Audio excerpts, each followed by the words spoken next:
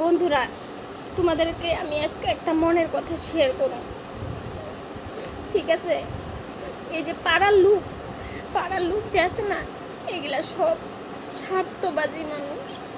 তুমি আজকে একটা বিপদে পড়ো, তোমার কোনো সাহায্য করতো না।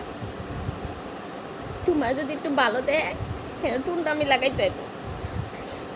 টুনটামি লাগাইয়া শান্তি পায়, মানুষের মনে আঘাত করে শান্তি পায়। মানুষের কষ্ট, মানুষের অভাব, মানুষের এগুলা কিচ্ছু বুঝে না। পাড়ার মানুষগুলা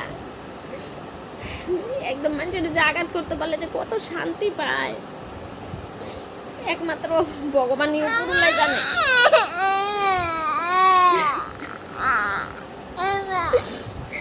আমার কপালে যে ভগবান এত কষ্ট লিখছে।